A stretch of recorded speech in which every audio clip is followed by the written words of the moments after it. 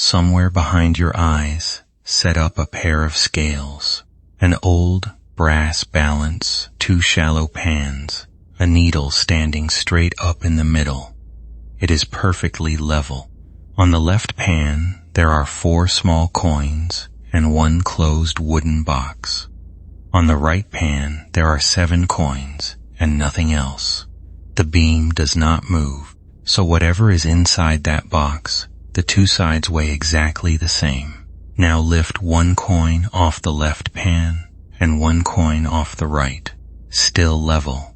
Do it again. And again, until the left pan holds nothing but the box, and the right pan holds 3 coins. Look at what you just did. Without ever opening the lid, you now know precisely what is inside it. 3 coins worth. You found out something you could not see by keeping the world balanced while you gently took things away. That is algebra. All of it, really. However, for almost the whole of the 4,000 years people have been doing this, it looked nothing like that. There were no letters standing in for the things you did not know, and no equals sign at all until 1557. Scholars wrote entire equations out as paragraphs of ordinary prose, and crowds gathered in Italian city squares to watch grown men compete over problems. A school pupil now finishes before lunch. Tonight we, through all of it. Slowly, the wet clay and the word for restoration, and the numbers people refuse to believe in, and the young man who answered a 300-year-old question in a letter, written the night before a duel. You do not have to stay awake for the ending. The balance holds without you. Let's begin Chapter 1. Long before anyone had a word for it, algebra was a problem about a hole in a sentence. Here is the shape of that hole. A man walks into a granary with a debt to settle, and he knows the total, and he knows the rate, and he knows how many days have passed. What he does not know is the one number he actually needs. Something is missing from the middle of the story, and everything else in the story is pointing at it. For most of human history, that missing thing had no letter. It had a nickname. In Egypt, they called it the heap. There is a scroll in the British Museum, about 18 feet long when it is unrolled, copied out by a scribe named Ahmes, something like 3,500 years ago. Ames says plainly at the top that he is copying from an older document, so the ideas inside it were already old when he sat down with his reed pen. It is a working handbook. 80-odd problems, one after another with their answers, and scattered through it are problems like this one. A heap and a seventh of that heap added together make 19. What is the heap? You can feel your mind reach for the modern move. Call the heap something, write a line, solve the line. But Ahmes has no letters and no line, so he does something else.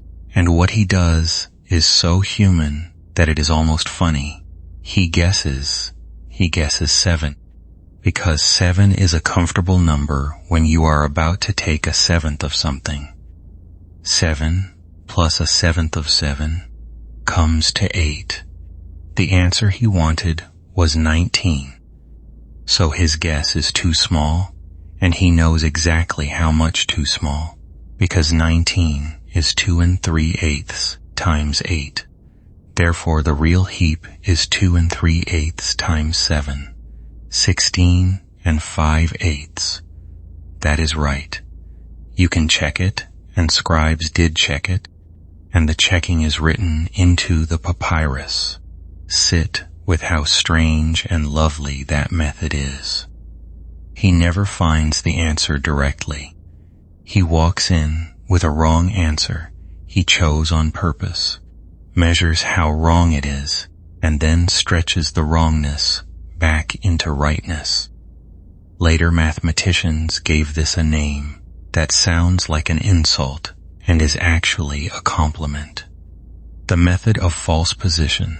Start false and correct with care. If you feel your attention loosening here, let it loosen. The heap is not going anywhere.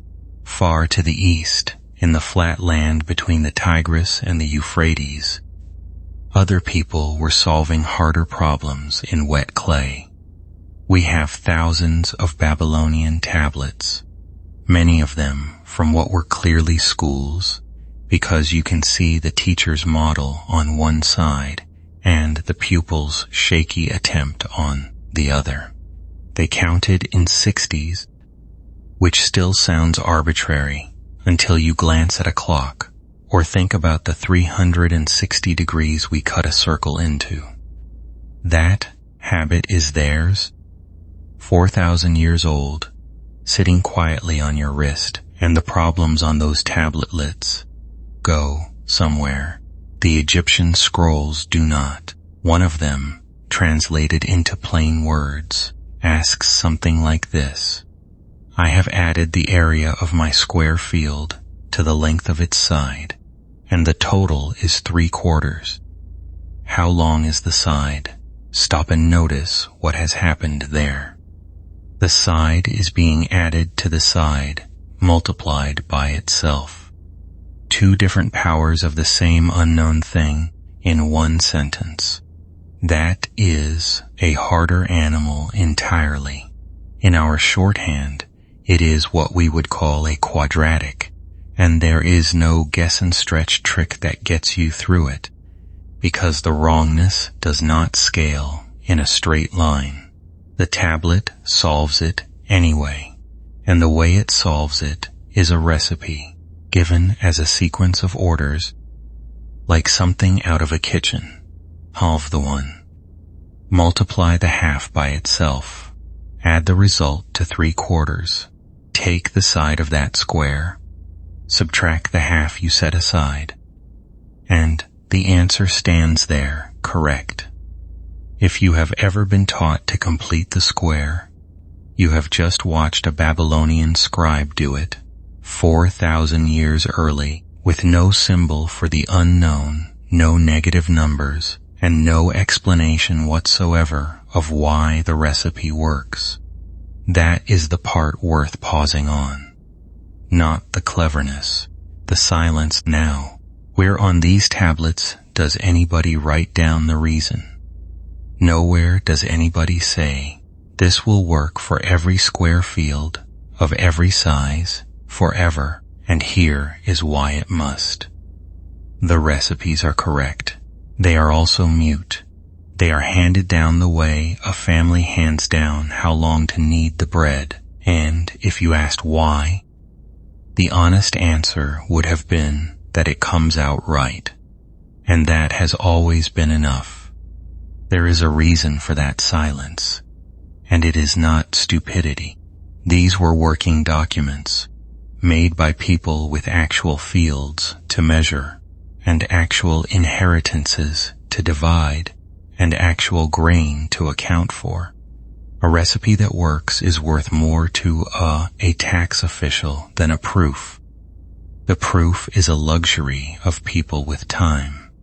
But something is genuinely missing, and it is worth naming clearly, because the rest of the night is the story of it arriving. There is no letter. Every problem is about this square field, this heap, this quantity of grain, and so every problem has to be solved again from the beginning. The scribes could see the pattern, and you can see them seeing it, because the problems come in families with the numbers changed. What they could not do was write the pattern down as a thing in itself, separate from any particular field. They had no way to say the unknown and leave it at that, and so their algebra could not be stacked. You cannot build on a recipe. You can only follow it.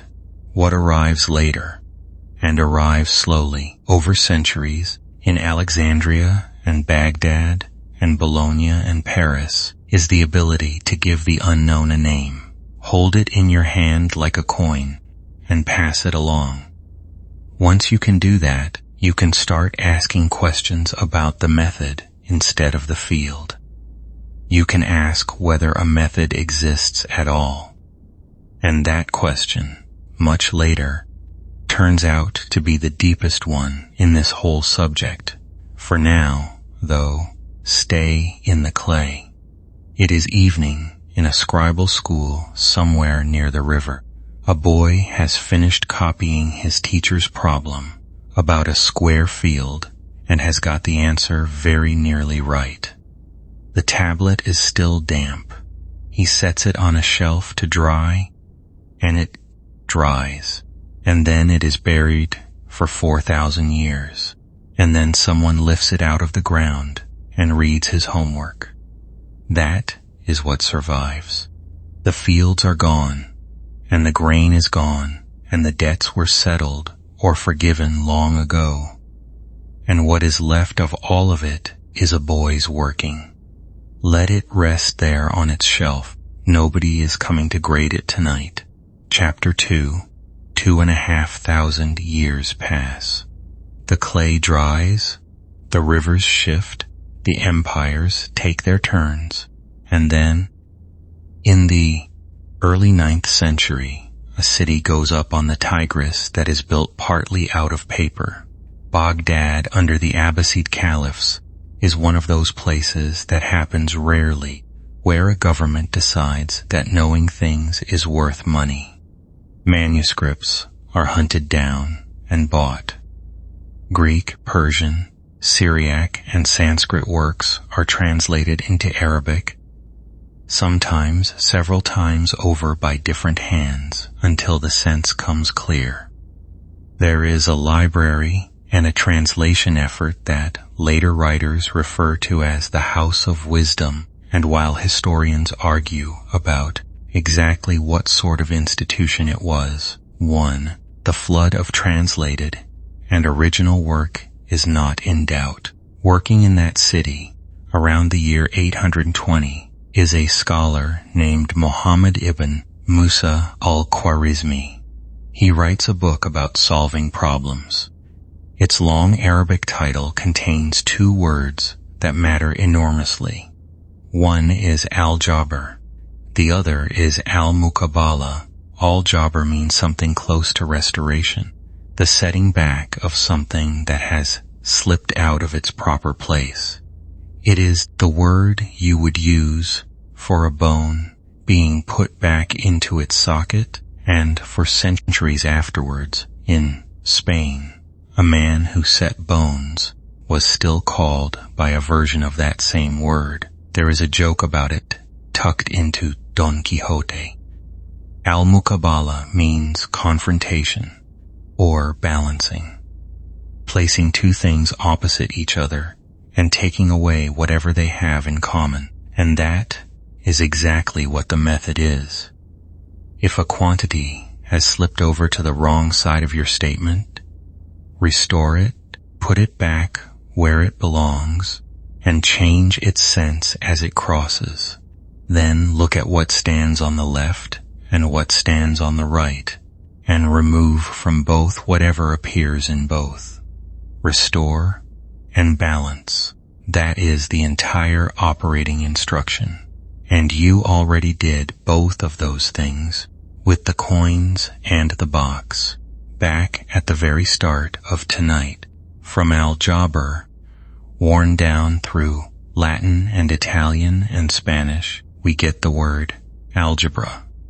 And from the Latin rendering of his own name, Al-Khwarizmi, applied first to the step-by-step number methods, he explained in another of his books, we get the word algorithm. Every time somebody frets about what the algorithm is doing to their attention span, they are saying the name of a man who lived 1,200 years ago and wanted to help people divide up an inheritance fairly. His book is aimed at exactly that. He says so in the opening. What people need, he writes, is help with inheritance and lawsuits and trade, with the measuring of land and the digging of canals. This is not a book for showing off, but a book for the sort of afternoon where a family is sitting in a room trying to work out who gets what. Now, the strange part, there is not a single symbol in it, not one. Everything is written in sentences, patiently, at length, where we would set down a short line. He writes something more like this: a square and 10 roots of the same are equal to 39 units, meaning that if you take the unknown quantity, multiply it by itself, and add 10 of the unknown quantity itself, you arrive at 39. A root, in his language, means the unknown thing. A square means that thing multiplied by itself. And then he talks you through what to do about it. Step by step, in ordinary words, the way you would talk somebody through folding a sheet. You may let this drift a little if you want to.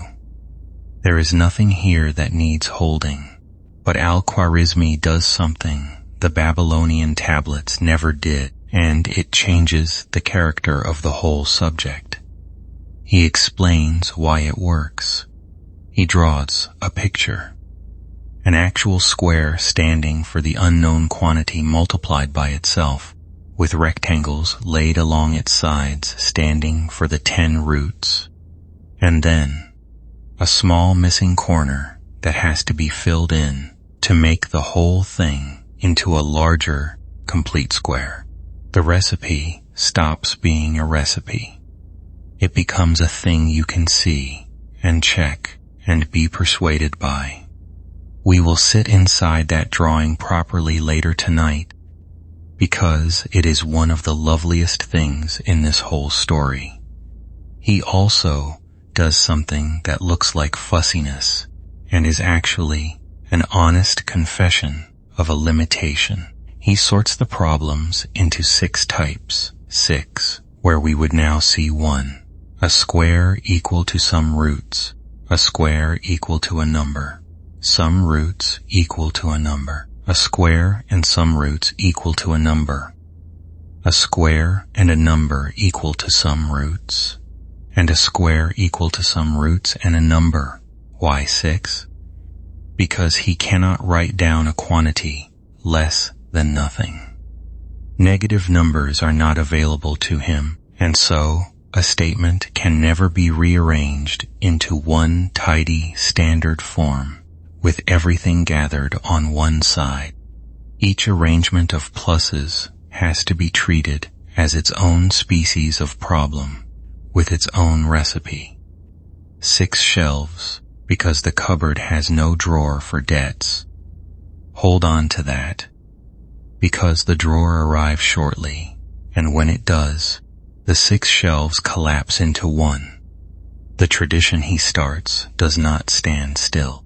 Later scholars in Persia and Central Asia push it into higher powers and into places Al-Khwarizmi never went.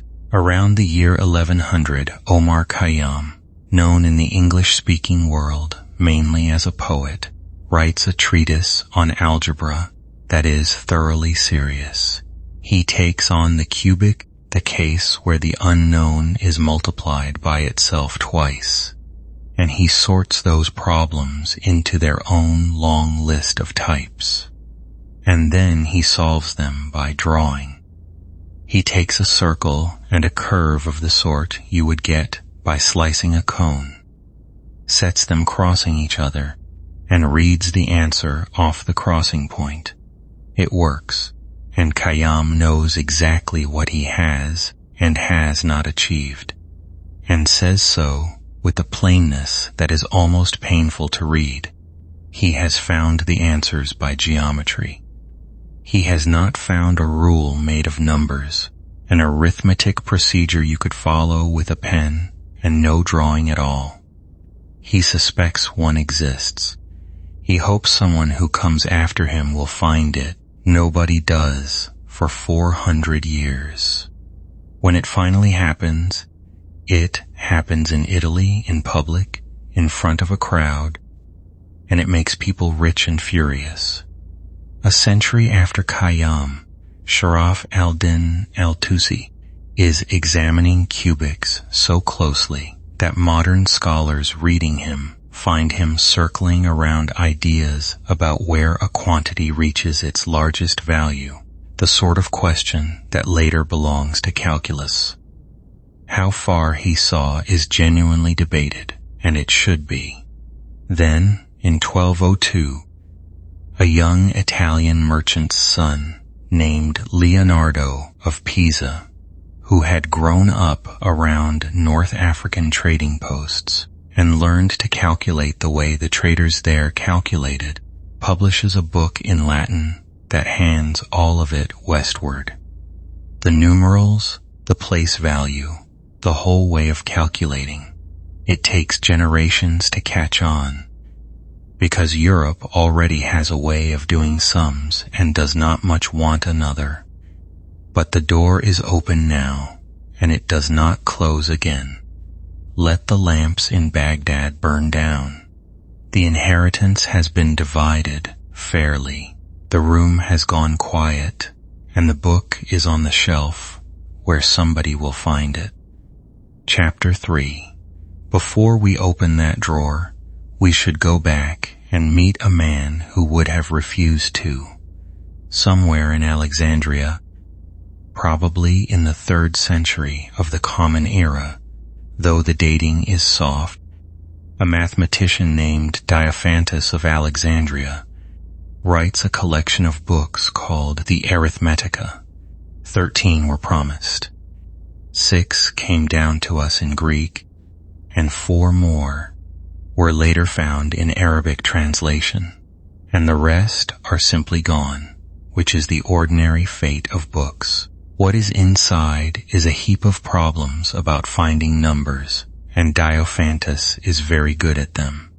He is also, in a small and important way, the first person we know of to get impatient with writing everything out longhand. He invents abbreviations. A mark for the unknown quantity, a mark for its square and for its cube, a mark for subtraction. Historians of mathematics have a name for this middle stage between full sentences and real symbols. They call it syncopated algebra, meaning shortened. The way a word gets shortened in speech, it is not yet a notation you could calculate with. You cannot rearrange his marks the way you can rearrange ours. But somebody has finally got tired enough of writing to start cutting corners, and that impatience turns out to be one of the engines of this whole subject. There is also a riddle attached to him, which you will find in almost every book about him, and which we should treat carefully. It comes from a much later Greek collection of verse puzzles, and it is written as an epitaph. It says that 1/6 of his life was boyhood, and 1/12 more brought the beard, and after 1/7 more he married, and 5 years later a son was born.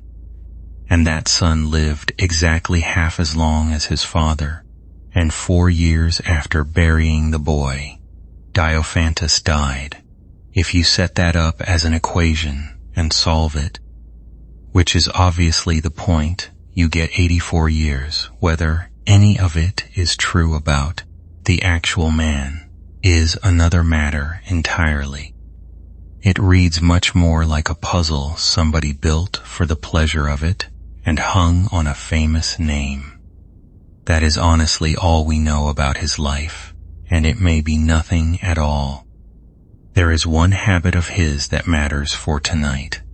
When one of his problems leads towards an answer below nothing, He throws the problem out. He calls such a result absurd. Not difficult, not interesting, not worth exploring further. Absurd. If the arithmetic tells you that the number of measures of wine is less than none, then you have asked a bad question, and you should ask a better one. And you can see why. He is thinking about quantities of things. There is no such thing as -3 loaves. You cannot carry -2 amphoras up a hill. A number, in that world, is a count of something real. And reality does not go below empty. That intuition is completely reasonable, and it holds the subject back for something like 1,000 years. The drawer for debts gets built somewhere else. In 628, in India, an astronomer named Brahmagupta writes a large book on astronomy with 2 sections of mathematics inside it. And in those sections, he does something nobody in the Greek tradition had been willing to do. He treats quantities less than nothing as numbers in their own right, with their own arithmetic, and he writes down the rules. His language for it is commercial rather than abstract. He speaks of fortunes and debts. A fortune is a positive quantity. A debt is a -1, and nothing is nothing. And then, patiently, he goes through the combinations. A debt subtracted from nothing becomes a fortune. A fortune subtracted from nothing becomes a debt. The product of 2 debts is a fortune. The product of a debt and a fortune is a debt. If you were ever taught that a minus times a minus makes a plus, and you asked why and got an answer you did not really believe, here is a better one. It is not a trick, and it is not a convention chosen for tidiness. Turning a debt around twice leaves you facing the way you started. Brahmagupta wrote that down 1,300 years ago, and it has not needed revising since. He goes further. He works with 0 as a number you can add and subtract, not merely a placeholder in the way you write digits. And then he arrives at the edge of the cliff, and this is where he is at his most human. He says that 0 divided by 0 is 0, which is not right. And when it comes to some other number divided by 0, his statement is hesitant and hard to interpret. And readers have argued about what he meant ever since. 500 years later, Bhaskara II, working in the same tradition, suggests that dividing by nothing gives a quantity without bound, which is closer to how we think about it now, though the modern answer is that the operation simply is not defined. Nobody got it clean on the first attempt. It took centuries, and the first people to try were not confused so much as early. There is another quiet gift in that Indian tradition, and it is about notation. To keep several unknown quantities apart in one problem, they used the names of colors, black, blue, yellow, taking the first syllable of each as a label. Somewhere in the 7th century, somebody was solving for the black one and the blue one at the same time, which is precisely what we do now with letters, and rather more pleasant to look at. You are allowed to stop following at any point here. None of this is going to be asked of you later. Because of Brahmagupta's drawer, Al-Khwarizmi's 6 shelves can finally collapse into one. Once a quantity is permitted to be less than nothing, you never need a separate species of problem for each arrangement of pluses. You just move everything to one side, let some of the pieces be debts, and you have one single form to deal with. 6 recipes become 1 recipe. The cupboard becomes a drawer. Europe takes this news badly, and for a long time. Well, into the 16th and 17th centuries, serious mathematicians are still calling these quantities false, or fictitious, or absurd. When a solution comes out below nothing, they note it and set it aside, the way you would put a spoiled apple to one side of the board. As late as the 18th century, you can find respected writers arguing in print that the idea of a quantity less than nothing is a confusion of language, and that its use only darkens what would otherwise be plain. They were not being foolish. They were asking a fair question, which is what such a thing could possibly be a quantity of. The answer, when it settles, is that a number does not have to be a count of apples. It can be a position on a line, with a direction attached, and once you picture a line running both ways from 0, the whole difficulty dissolves. Temperature does it, and a bank balance does it, and so does a step backwards. The subject grew by admitting something it had been turning away at the door. That happens again tonight, on a much larger scale, and when it does, remember Diophantus setting his absurd answer aside, and be gentle about it. For now, let the fortunes and the debts settle level against each other, the way they do in an account book at the end of a long day, when everything balances and the ledger can be closed. Chapter 4. There is a question that sounds trivial and is not, and it is this: how much of your thinking is done by your handwriting? We are about to watch algebra get its symbols, and it is tempting to treat that as decoration, a tidying up. The same ideas in a smaller font. It is nothing of the sort. When the notation arrives, people begin to have thoughts that were not previously available because the marks on the page start doing part of the work for them. But first, appreciate how long it took. In 1494, in Venice, a Franciscan friar named Luca Pacioli publishes an enormous summary of everything known about arithmetic, geometry, and proportion. He is a serious figure. He taught mathematics to Leonardo da Vinci, and he wrote the first printed account of double-entry bookkeeping, which means that a good deal of the modern world's paperwork descends from him. His algebra is still made of words, but the words are getting shorter. He writes cosa, the Italian for thing, when he means the unknown quantity, and then he starts abbreviating it down to a couple of letters. For the square of the thing, he uses another little abbreviation, and for plus and minus, he uses single letters standing for the Italian words. English writers of the same period called the whole subject the Cossack art, the art of the thing. That is the state of play. 600 years after Baghdad, the unknown is still a noun. Then the marks begin to appear, one at a time, each one invented by somebody who was simply tired. In 1489, 5 years before Pacioli, a German reckoning master named Johannes Widmann prints a commercial arithmetic in which the little cross for adding and the little stroke for taking away appear in something like their modern use. They may well have come off the sides of merchants' barrels, where a stroke marked a shortfall and a cross marked a surplus. Warehouse notation promoted in 1557.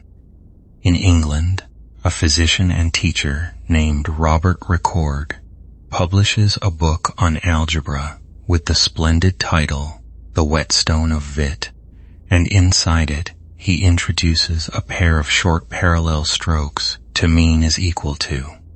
He explains his reasoning, and his reason is the most likable sentence in the history of mathematical notation. He says he is doing it to avoid the tedious repetition of the words is equal to, and that he has chosen two parallel lines of the same length because no two things can be more equal. That is where the equals sign comes from. A man in Tudor England who could not face writing those three words out again. You may let your breathing slow here. Nothing important happens for a paragraph or two. Then, in 1591, a French lawyer and codebreaker named François Viet takes the step that actually breaks the subject open. Everyone before him used a symbol for the unknown. Viet uses symbols for the known quantities too. In his scheme, vowels stand for the things you are looking for, and consonants stand for the things you were given. And that tiny change does something enormous. Because, for the first time, you can write down a statement about every problem of a certain shape, rather than about one particular problem with its particular numbers. Think about what that means. Al-Khwarizmi had to write out a specific case, a square and 10 roots equal to 39, and then talk through the method and trust you to see that the method would work equally well if it had been 11 roots and 40. VAT can write the general thing itself. The recipe stops being an example and becomes a statement. That is the moment algebra stops being about answers and starts being about form. Everything abstract that happens later in this night is standing on it. The rest of the furniture arrives over the following 50 years or so from various hands. William Oughtred, an English clergyman who taught mathematics for nothing to anyone who asked, publishes a compact textbook in 1631 that spreads dozens of symbols, including the little cross for multiplying. Thomas Harriot, an English mathematician who had sailed to Virginia and mapped the moon with a telescope before Galilei published his own drawings, leaves behind papers, printed after his death in that same decade, containing the signs for greater than and less than. And then, in 1637, René Descartes puts out a book of philosophy with 3 technical appendices bolted onto the back, and one of those appendices changes what an equation looks like forever. Descartes settles 2 habits. He uses letters from the end of the alphabet for the quantities you do not know, and letters from the beginning for the ones you do, which is why the unknown in every equation you have ever met is called x, and he writes powers as a small number lifted up above the line, so that instead of naming the square and the cube with separate words, you just count.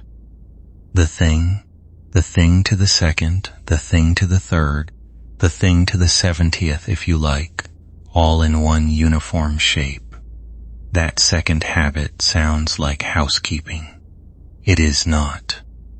Once powers are written as counting, patterns in the powers become visible to the eye, and whole fields open up that were previously sealed behind vocabulary. Now look at what the page can do. Take that Babylonian problem from the first part of tonight, the one about the square field where the area added to the side comes to 3/4. In wet clay it is several lines of careful speech.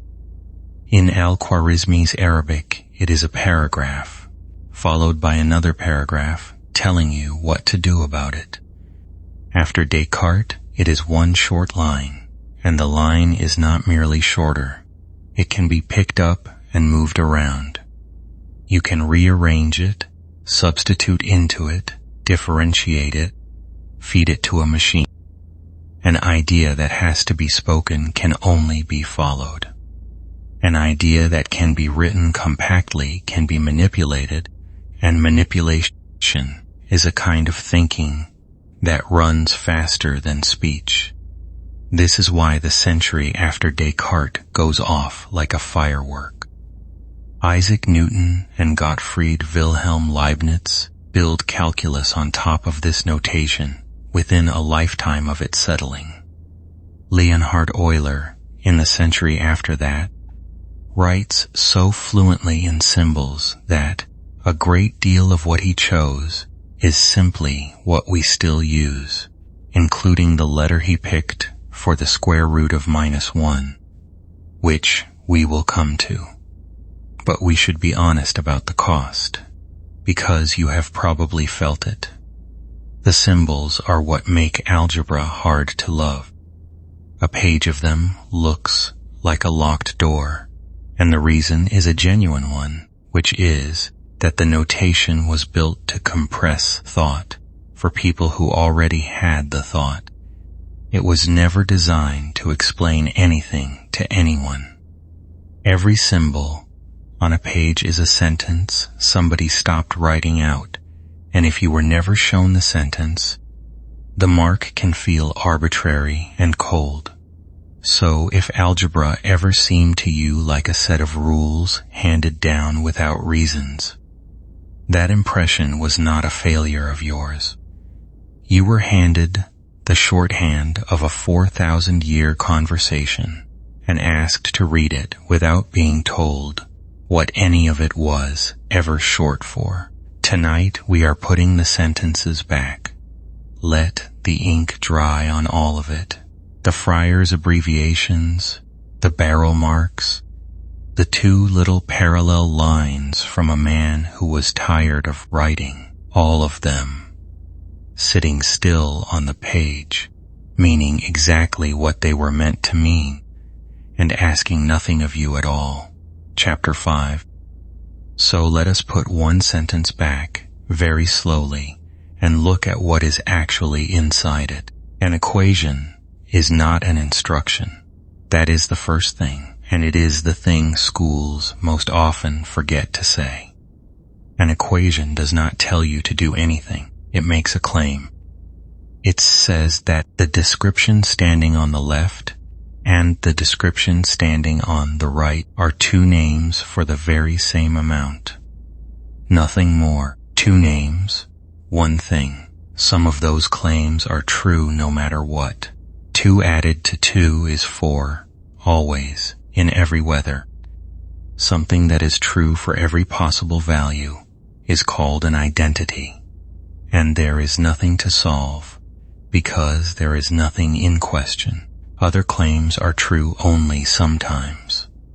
If I say that some unknown quantity added to 2 comes to 5, that is a claim which happens to be true when the unknown is 3 and false the rest of the time. Solving means finding the values that make the claim true. That is the whole job. You are not performing an operation. You are looking for the conditions under which a sentence stops being a guess and becomes a fact. And you have exactly 2 permissions while you look. The first permission is that you may rewrite either side into any form that means the same thing. 4 apples plus 3 apples may be written as 7 apples because it is not a change, only a rephrasing. Nothing has moved. You have merely tidied 1 pan of the scales without altering its weight.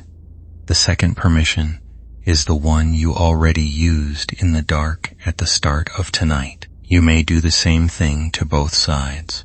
Take a coin off each pan.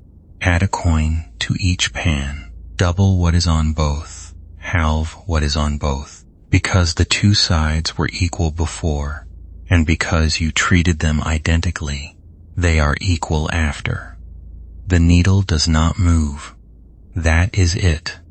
Rewrite or treat both sides alike. Every line of working you have ever seen is one of those two moves, over and over, until the unknown is standing alone. There is one caution worth saying out loud, because it is where the balance can actually be broken, and it is more interesting than a rule. The thing you do to both sides has to be undoable. If you multiply both sides by nothing, you get 0 equals 0, which is true and useless and cannot be walked back. You have not solved the problem, you have destroyed it. You threw away the information while keeping the truth, and truth without information is just a wall. Something similar happens the other way round. If you square both sides, you can end up with answers that satisfy the new sentence, but not the old one, because squaring loses the sign, and once the sign is gone, it cannot be recovered. Which is why, when you have gone through a step like that, you are supposed to go back and try each answer in the original statement. That checking is not school teacherly fussiness, but the honest consequence of having used a door that only opens one way. Now, the undoing.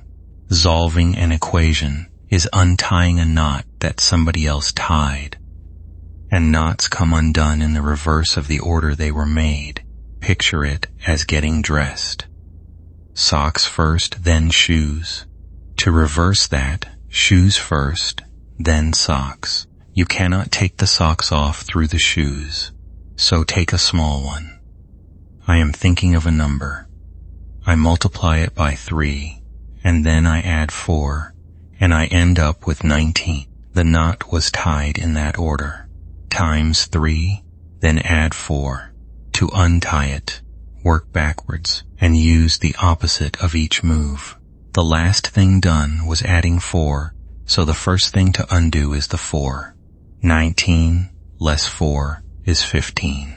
Then undo the multiplying. 15 shared into 3 is 5. The number was 5, and you can check it in your head. 3 5s are 15, add 4, 19. The sentence has become true. That is the machine, and it does not get more complicated than that. It only gets longer. You may drift off right here if you like. This part is not going anywhere without you. Now, what if there are two things you do not know? Go back to the brass scales. One closed box on the left, and suppose there is a second closed box, a different size, and you want the weight of each. One balanced pair of pans is no longer enough. It tells you something real about the two boxes together, but there are endlessly many pairs of weights that would keep the needle level, and you have no way to choose between them. You need another weighing, a different arrangement, telling you something the first weighing did not. The general shape of that is simple and rather satisfying. To pin down two unknowns, you need two independent statements about them. For 3 unknowns, 3 statements. Each genuine statement narrows the field, and if you are one statement short, you do not get a wrong answer. You get a family of possible answers, all of them equally allowed, which is a different and more honest kind of not knowing. And here is where René Descartes comes back and hands us a picture for all of it. Take a statement about 2 unknown quantities. Some quantity added to another quantity makes 10. There are countless pairs that work.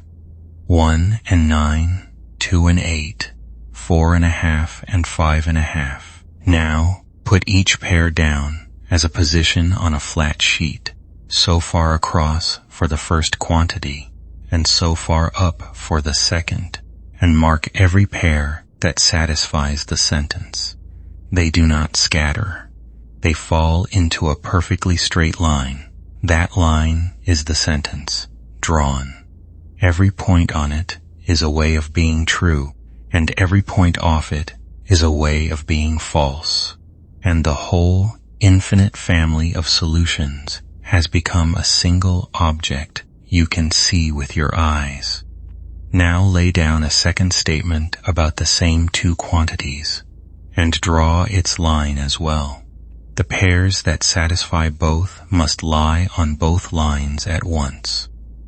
So the answer to the problem is simply the place where the two lines cross. Solving has turned into looking. There is a gentle bonus hidden in the picture, too. If the two lines happen to be parallel, they never cross, and that is what it looks like when a problem has no solution at all, because the two statements quietly contradict each other.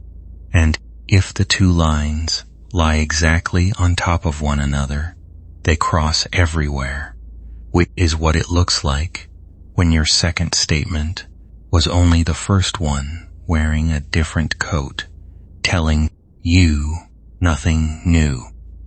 Both of those are things a page of symbols will tell you if you push it hard enough.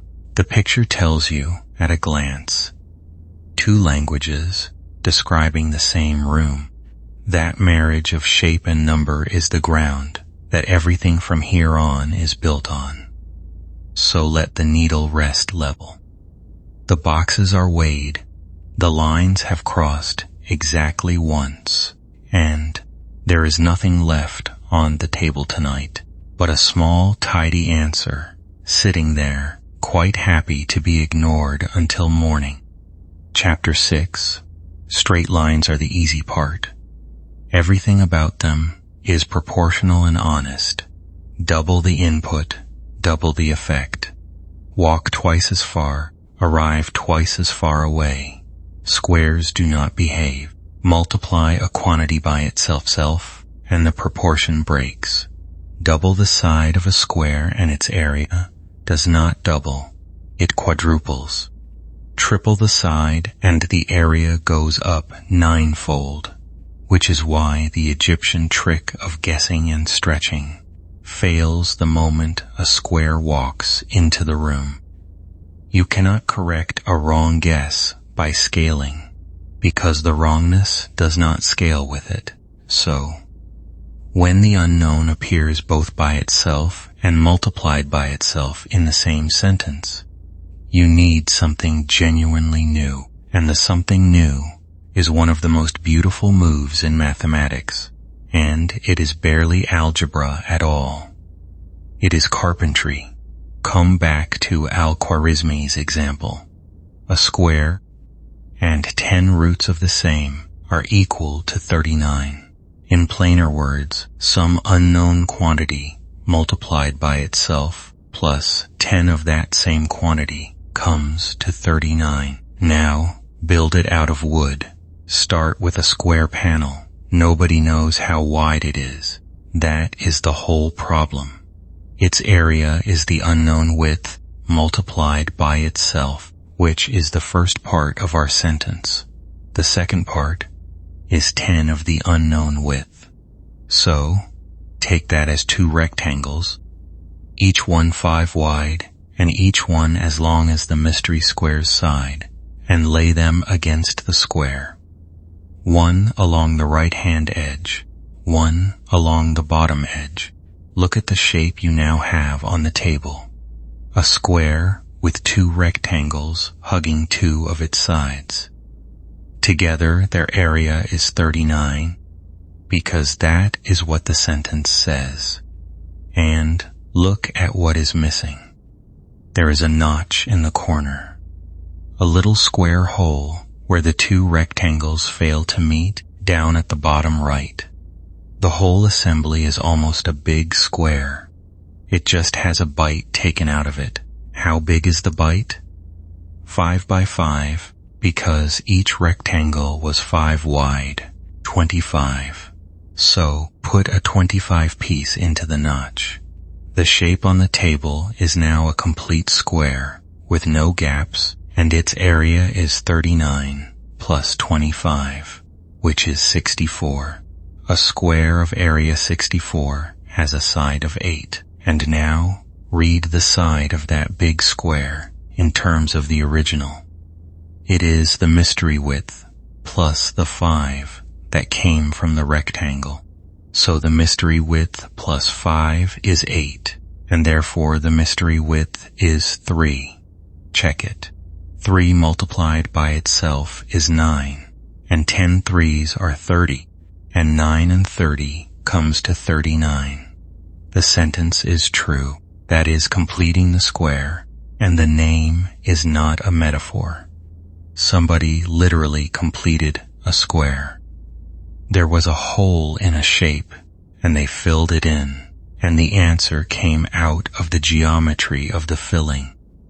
Every child made to memorize the method has been handed the ghost of that wooden panel with the notch in the corner, without ever being shown the wood. You can let this settle without holding on to it. The shape is finished whether you are watching or not. Now, the general version, because the whole point of the notation we collected earlier is that you only have to do the hard thinking once. Suppose the sentence is that some quantity multiplied by itself a certain number of times over plus a certain multiple of the quantity plus a plain number all comes to nothing. Call the amount multiplying the square A. Call the amount multiplying the quantity itself B. Call the plain number C. Do the wooden panel in the abstract. Halve the amount B. Square that half. Add it in, take the square root, and set the extra piece aside again. Follow that through with letters instead of numbers, and out the other end comes a single line that solves every such problem that will ever exist. Said aloud, it goes like this. The unknown is equal to minus b, plus or minus the square root of b multiplied by itself less 4 times a times c, all of it divided by twice a. If you learned that at school, you may have learned it as a chant.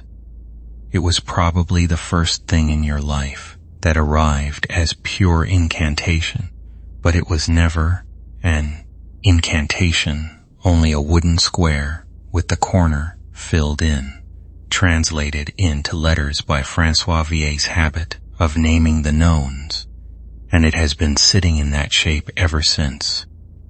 2 things about it are worth noticing tonight. The first is that little phrase, plus or minus.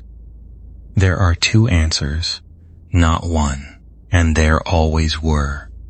A square has 2 square roots, because a negative multiplied by itself comes out positive 2, and Brahmagupta told us that centuries ago. Al-Khwarizmi only ever reported one answer to his 39 problem, and the reason is the one we already know. The other answer to that problem lies below nothing, and he had no drawer for it. His wooden panel could not have a negative width. The mathematics offered him 2 answers, and his world could only receive one. Draw the thing instead of solving it, and the 2 answers become obvious. Plot every pair where the height is given by that squared expression, and you get a smooth symmetrical curve, a bowl, the same shape as the path of a thrown ball or the cable of a water jet. Solving the equation means finding where that bowl crosses the level line. A bowl dipping below the line crosses it twice, once going down and once coming back up. Of course, there are 2 answers. You can see them. The second thing worth noticing is that quantity sitting under the square root sign. B multiplied by itself less 4 times A times C. It is small and it is the most talkative part of the whole formula, and it has its own name, the discriminant, from the Latin, for telling things apart. Because whatever else happens, you eventually have to take the square root of that, and so its sign decides the shape of the entire answer. If it comes out positive, its square root is an ordinary number. You take it once forwards and once backwards, and you get 2 distinct answers. The bowl dips below the line and crosses twice. If it comes out exactly nothing, the plus and the minus do the same thing, and the 2 answers fall together into one. The bowl comes down and kisses the line at a single point and lifts away again. And if it comes out negative, you are being asked for the square root of a quantity less than nothing. The bowl never reaches the line at all. It hangs above it, and there is no ordinary number anywhere that satisfies the sentence. For a very long time, that was simply where the road ended. Negative under the root, no answer. Next problem. Diophantus would have called it absurd and moved on. And for 800 years after Al-Khwarizmi, everybody agreed with him. What eventually forces the issue is not the square at all, but the cube. Somebody is going to find a method for the next power up, and that method will drag square roots of negative quantities into problems whose answers are perfectly ordinary whole numbers, and it will become impossible to look away. But that is for a little later. For now, the panel is finished and the notch is filled, and the answer came out to 3. Let the wood lie where it is on the workshop floor, cut and fitted and square at last, and let the light go off over it. Chapter 7. To understand what happens next, you have to know something about how a mathematician in Renaissance Italy kept his job. He kept it by winning. University posts were not secure the way we imagine posts being secure.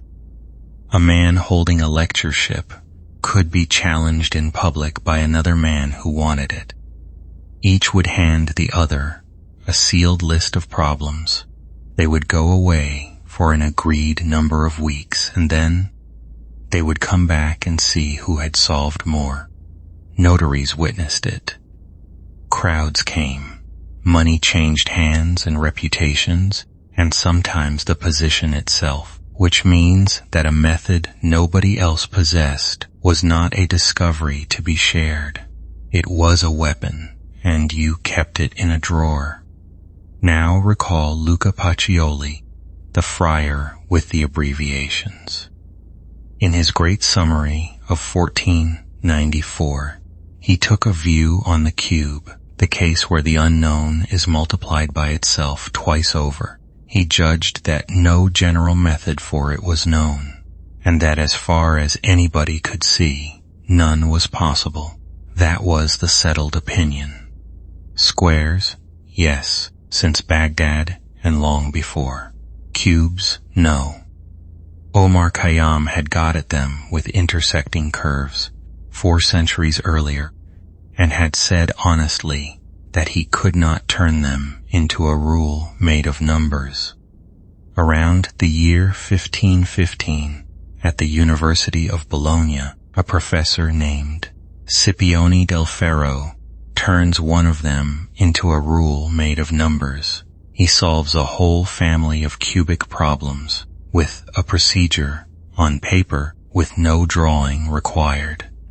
It is the first real advance on that question in the entire history of the subject, and he tells almost nobody. He works with it privately for over a decade, and only when he is dying in 1526, does he pass it to a student named Antonio Maria Fior, along with a notebook. Fior, unfortunately for Fior, is not nearly as good as his teacher was. He has a treasure and only a modest ability to use it.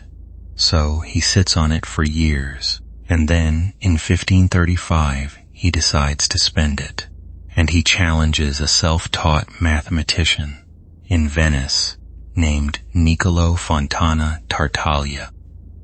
Tartaglia is one of the people in this story I would most like to have met. He was born poor in Brescia, and in 1512, when he was around 12 years old, French troops sacked the city. He was struck across the face with a blade in a cathedral where the townspeople had taken shelter, and he survived with a wound through his jaw and palate that left him with a lifelong difficulty in speaking. Tartaglia was not the name he was born with. It is a nickname, and it means the stammerer, and he took it for himself and signed his books with it, which tells you a good deal about the man. His family could not afford an education. The story he tells is that he was sent to a tutor who taught him the alphabet as far as the letter K before the money ran out, and that he taught himself the rest, some of it by copying out of books on other people's shelves. By 1535, he is making a living in Venice teaching mathematics, and Fior hands him 30 problems, and Tartaglia notices something. Every single one of the 30 is a cubic of the same particular type. Nobody sets 30 problems of one kind by accident. Fior has a method and is fishing with it. So Tartaglia goes home and, over some weeks, works out the method himself from nothing. He solves all 30. Fior, given a varied list in return, solves almost none of them. Tartaglia declines the winner's dinner that was part of the wager, which is a small perfect detail, and walks away with the reputation and the secret. And now the secret has 2 owners, and one of them can actually use it. Enter Girolamo Cardano. Cardano is a physician in Milan, and one of the most peculiar figures of the century. He was a serious doctor, one of the first to describe the disease we now call typhus. He was also a lifelong compulsive gambler, and he wrote a book about games of chance which contains some of the earliest sensible thinking anyone had done about odds, though it stayed unpublished until long after his death. He was an astrologer, a prolific writer, a man of enormous appetite and enormous grievances, and he was, when he set his mind to it, a magnificent mathematician. He hears about the cubic, and he wants it, and he begins writing to Tartaglia. Tartaglia refuses. Cardano persists. In 1539, Cardano invites him to Milan, dangles an introduction to an influential patron, and works on him for days. And eventually, in a room in Cardano's house, Tartaglia gives it up on the condition that Cardano swears not to publish it. He does not hand it over as a procedure. He hands it over as a poem. 25 lines of Italian verse with the steps of the method encoded in the rhyme, which is how a man who was hard to understand when he spoke chose to be remembered. Cardano swears the oath.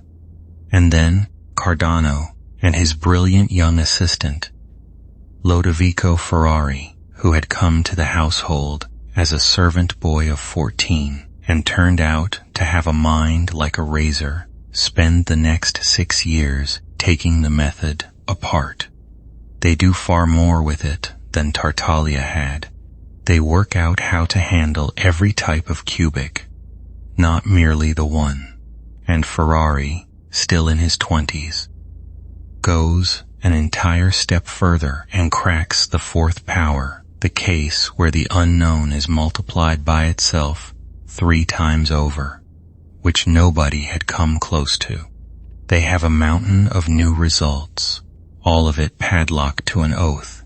Then, in 1543, Cardano and Ferrari travel to Bologna and are shown the papers of the late Scipione del Ferro kept by his son-in-law. And there it is, in Del Ferro's own hand, dated years before Tartaglia ever touched it. Cardano makes a decision that people have been arguing about for 5 centuries. He reasons that the oath was about Tartaglia's discovery, and this was not Tartaglia's discovery, it was Del Ferro's, and Tartaglia had only rediscovered it. In 1545 he publishes a book called the Ars Magna, the Great Art, and it is a landmark. It contains the solution of the cubic and the solution of the quartic, and it names both Del Ferro and Tartaglia openly as the sources of the cubic method. It is not a theft carried out in silence, but a broken promise carried out with footnotes. Tartaglia is beside himself, and he says so in print at length. Ferrari answers on Cardano's behalf. The quarrel runs for years and ends in 1548 with a public contest in a church in Milan between Tartaglia and Ferrari, which goes badly for Tartaglia. He leaves the city the next morning. He dies some years later poor. If you want to sleep before the end of this, please do. Nothing that follows depends on remembering the names. And here is what I find myself thinking about when the shouting dies down. None of the 3 of them owned it. Del Ferro hid it and it outlived him. Tartaglia guarded it and it slipped away. Cardano printed it and got both the credit and the reputation of a man who broke his word. The one thing that came out of all of it undamaged was the mathematics, sitting there in the book, indifferent to who was wronged, available now to anybody who could read Latin. There is something almost consoling in that. Ideas are terrible at loyalty. They go to whoever will carry them. And inside the Ars Magna, on certain pages, there is a small oddity that neither Cardano nor Tartaglia nor Ferrari knew what to do with. The cubic method sometimes routes you, unavoidably, through the square root of a quantity less than nothing, on the way to answers that turn out to be plain, ordinary numbers like 2 and 3. Not absurd problems with no answers, good problems with good answers, reached by a road that runs briefly through impossible country. Cardano noticed it. He wrote about it in another place as being as subtle as it is useless, and he set it aside, and it would not stay set aside. But that is tomorrow's country. For tonight, the contest is over. The crowd has gone home from the church in Milan, and the book is printed and out of everybody's hands, which is the safest place for it to be. Chapter 8. Some years after the Ars Magna, an engineer picks the oddity up and refuses to put it down. Raphael Bombelli was not a university man. He worked for a Roman patron on the draining of marshland in the Val di Chiana, which is honest, muddy work, and during a pause in the project, when the water table would not cooperate, he wrote a book about algebra. It came out in 1572, and it is the clearest book on the subject anyone had written up to that point. He rewrites the whole of Cardano's material into something a person could actually learn from, which is a kindness that gets underrated in the history of ideas. And in it, he does the brave thing. He takes a cubic problem where the answer is obviously 4. You can see it is 4 by looking.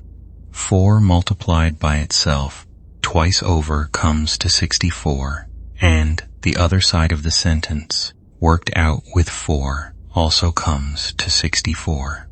There is no mystery about the answer.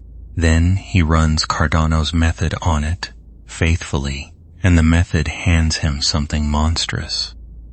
It tells him to add together 2 cube roots, and inside each of those cube roots sits the square root of a quantity, less than nothing. Now, the sensible response? The response of every competent mathematician for the previous 800 years is that this proves the method has broken down. Absurd in, absurd out. Diophantus would have closed the book, Bombelli does not. He calls what he does next a wild thought, and here it is. He decides to just carry on. He treats the square root of a negative quantity as though it were a perfectly ordinary number, obeying all the usual rules, and he does the bookkeeping.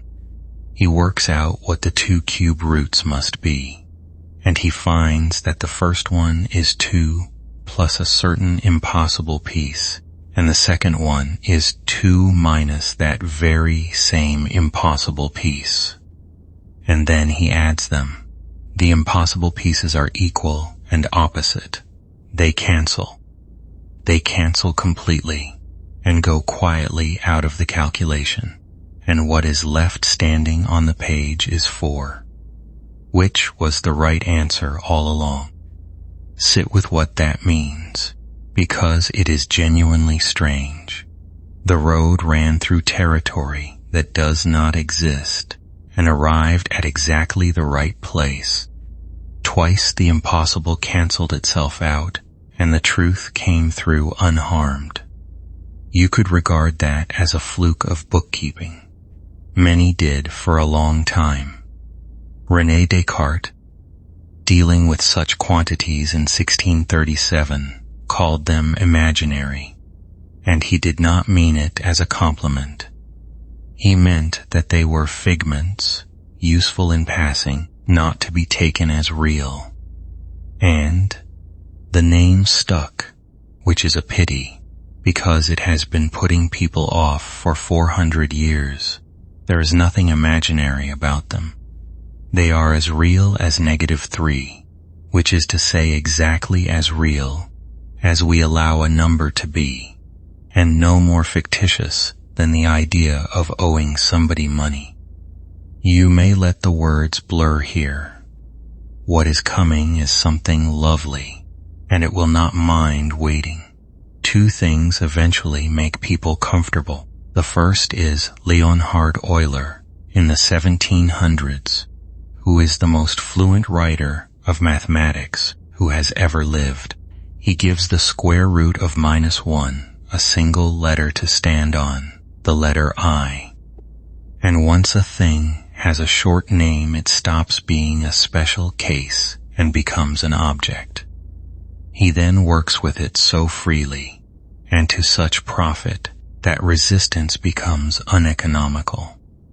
Among the things he finds is a relation between that letter, the number that governs circles, and the number that governs growth, which ties together 3 parts of mathematics nobody expected to be in the same room. It is often called the loveliest equation in the subject, and it is generally what people mean when they say mathematics is beautiful. The second thing, and the one that really settles it, is a picture. It occurs to several people at around the same time, in the way these things do. A Norwegian surveyor named Caspar Wessel writes it up in 1799 in Danish, and nobody notices for the better part of a century. A Parisian bookkeeper named Jean-Robert Argand publishes it himself in 1806. Carl Friedrich Gauss had it too, and had the standing to make the world pay attention. Here is the picture. Draw the ordinary numbers as a line running left and right, negatives one way, positives the other, as we did earlier. Now stop thinking of the new number as a quantity and start thinking of it as a turn. Multiplying by -1 flips a number to the other side of nothing. It is a half turn about the origin, 180 degrees. So what would a half of that be? A quarter turn. 90 degrees? Straight up, off the line entirely. Do a quarter turn twice, and you have done a half turn, which is multiplying by -1, which is precisely the property we needed. A quantity that, multiplied by itself, gives -1, and which cannot be anywhere on the line, because there is no room on the line for it. So it lives above the line, and the numbers spread out from a single road into a whole flat plane, with the old familiar numbers running along one road through the middle of it. That is all a complex number is. A position on a plane instead of a spot on a road. Multiplying two of them stretches and turns, which is why they are the natural language for anything that spins or oscillates. And once that plane is admitted, something happens that I find genuinely moving. Algebra becomes complete. Gauss proved the essential result while still in his early 20s, and it is called the fundamental theorem of algebra, which is a title that does not oversell it. It says that any polynomial equation whatsoever of any degree has exactly as many solutions as its highest power, provided you allow those solutions to live on the plane. Nothing more ever needs to be invented. That is the point. Every time algebra had run into a wall, the wall was broken by admitting a new kind of number. Counting numbers were not enough, so fractions came in.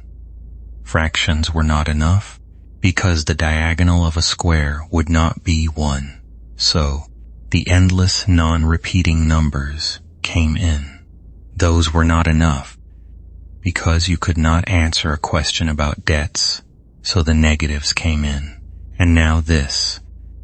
And this time the door closes behind us because the plane is enough. Every equation you can write has all its answers waiting there. The house is finished. 4,000 years of extensions and additions, and the last room is built. And then, because the world is stranger than anyone deserved, it turns out that these supposedly fictitious numbers are what the physical universe is written in. Alternating current in the wires in your walls is described with them because it turns and they turn. Every filter that cleans up a sound, every scan that reconstructs a picture of the inside of a body runs on them. And in quantum mechanics, they are not a convenience at all. The quantity that describes the state of a particle is genuinely complex, with an unavoidable part that lives off the ordinary line. And if you insist on stripping that part out, the theory stops matching the world. Descartes called them imaginary as an insult, and they turned out to be load-bearing. That is enough for one sitting. It really is. The marsh water in the Val di Chiana has finally gone down. The engineer has put his book aside and gone to bed, and the impossible pieces have canceled each other out, and everything that was ever going to come out even has come out even. Rhet here a while. Chapter 9. After Lodovico Ferrari cracked the fourth power, Everybody assumed the fifth was a matter of time. That was a reasonable thing to assume. Look at the staircase. The second power was managed in wet clay 4,000 years ago and understood properly in Baghdad. The third power fell in Bologna. The fourth power fell within a few years of the third to a young man who had arrived in the household as a servant. Each step took less time than the one before it. So the fifth power would come. Some clever person, some long winter, some sheet of paper. It did not come. Not that decade, not that century, not the century after that. For something like 250 years, the best mathematicians in Europe took turns at it and came away with nothing. Leonhard Euler tried, and Euler almost never failed at anything he set his hand to.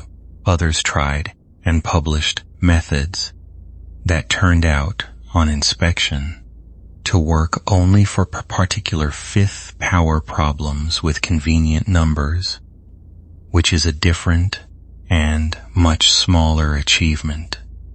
The pile of failed attempts got high enough that eventually somebody thought to look at the pile itself. That somebody was Joseph Louis Lagrange, and in the early 1770s he wrote a long, patient study which did not try to solve anything. He asked, instead, why the old methods had worked at all. And he found something unexpected underneath them. Every one of those methods, the cubic one and the quartic one alike, does the same quiet trick. It builds a helper quantity out of the answers you are looking for before you know what those answers are. Then it asks what happens to that helper if you shuffle the answers around among themselves, swapping which one is which. If the helper only takes a small number of different values under all that shuffling, then the helper itself satisfies a simpler equation, one power lower down, and you can solve that one first and climb back up. That is the engine underneath both of the old methods, and it runs on shuffling rather than on cleverness with numbers. Lagrange then ran the same reasoning at the fifth power, and the machinery turned around and bit him. The helper quantity, shuffled through all the rearrangements of 5 answers, does not simplify. The equation it satisfies comes out worse than the one you started with, not better. He did not conclude that the thing was impossible. He concluded, honestly, that the road he knew did not go there, and he said so, and he left it, which was the first time anyone had suggested out loud that there might not be a road. The first serious attempt at proving there was none came in 1799 from an Italian physician and mathematician named Paolo Ruffini.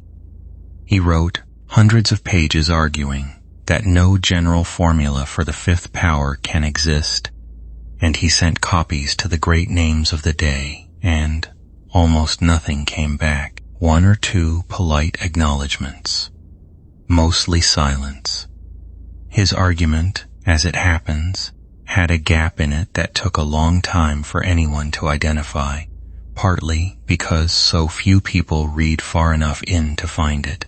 He spent the rest of his life revising it, and treating cholera patients, and being very nearly right. The proof that held arrived from a country almost nobody was watching. Niels Henrik Abel was born in Norway in 1802, the son of a poor pastor in a country that had 1 professor of mathematics and no money.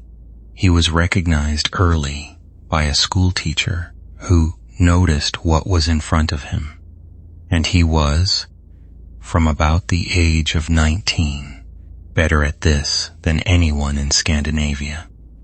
In 1824, he proved that the general fifth power equation cannot be solved by any formula built out of the ordinary operations and the taking of roots. Not that nobody has found one, that there is none to find.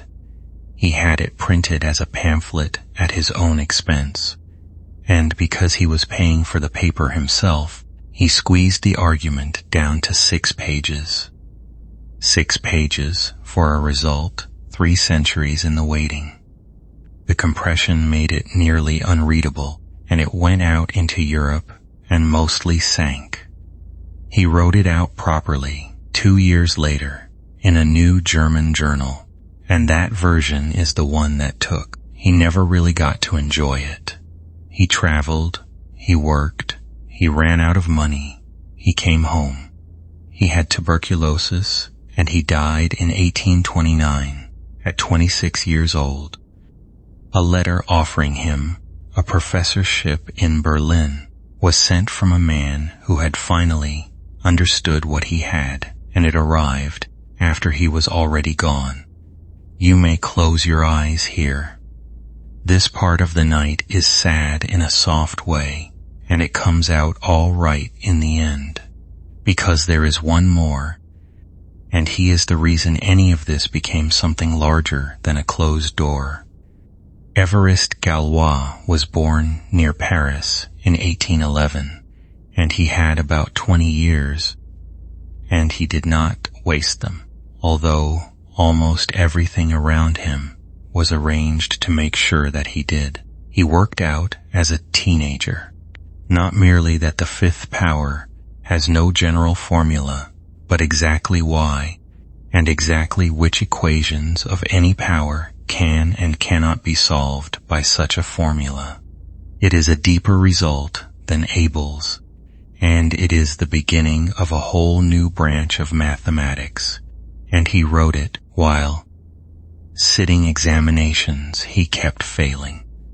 He submitted his work to the Academy of Sciences in Paris. Augustin Louis Cauchy received the first version, and what happened to those papers is not fully known. He submitted a second memoir for a prize, and it went to Joseph Fourier, who took it home and died, and the manuscript was never found among his effects. He submitted a third time, and Simeon Denis Poisson read it and reported that the reasoning was not clear enough to judge, and asked for a fuller account. Meanwhile, his father, the mayor of their town, took his own life after a campaign of humiliation by a local priest. Galois threw himself into the politics of a turbulent Paris, was arrested, was imprisoned for months, and then, in May 1832, he agreed to a duel. The reasons have never been settled. The most likely account involves a young woman and a matter of honor, and there are people who suspect a political setup, and the honest position is that we do not know. On the night before, he sat up writing. He wrote a long letter to his friend, Auguste Chevalier, laying out his ideas as fully as he could manage in the hours he had, and revising the papers he had with him. In the margins, in a few places, he has written that he has no time, not as a complaint, as a note to whoever would come after, explaining why a step is missing. He was shot the next morning and died the following day at 20. The papers sat with Chevalier and with Galois' brother, who copied them out and sent them to anyone they thought might read them for 14 years. In 1846, Joseph Liouville worked through them properly, understood what he was holding, and published them in his journal with an introduction, saying so, "Here is the thing I would like to leave you with, and it is not the sadness. For 300 years, people wanted a formula and could not find it and assumed the failure was theirs. What Abel and Galois found was that the failure was never theirs. The formula is not hiding. The world is simply not shaped that way, and knowing the shape of the world is worth more than any formula would have been. Impossibility, proved, is not a wall. It is a map. Let them rest, all three of them, the physician revising his hundreds of pages, the Norwegian who could not afford the printing, and the boy, writing by candlelight with the hours running out. What they were working on is safe now. It is in every library there is, and nobody has to hurry over it again. Chapter 10. So, what was in the letter? Not a formula. Something better and much odder, and it takes a little while to see. So we will go gently and use objects you can hold. Put a triangle on the table in front of you, an even one, all three sides the same length, lying on a piece of paper with its outline drawn round it, so you can see exactly where it belongs. Now, what can you do to that triangle that leaves it looking untouched? You can turn it a third of the way round, and it drops back into its outline perfectly. You can turn it 2/3 of the way round, same thing. You can turn it all the way round, and it is back where it started, which counts, and we will come back to why that one matters. And you can flip it over about any of its 3 lines of balance, and again it settles into the outline, as though nothing happened. Count them up, 3 turns, counting the full turn that does nothing, and 3 flips. 6 moves in all, and the triangle looks the same after every one of them. Now play with the moves themselves rather than the triangle. Do a flip, then a turn. The triangle ends up somewhere, and wherever it ends up, you could have got there with one of the 6 moves on its own. Combine any 2 of these moves, and you always get another one of them. There is a move that does nothing at all, and every move can be undone by another move, because you can always turn back the way you came, or flip again about the same line. Those few sentences are the whole definition.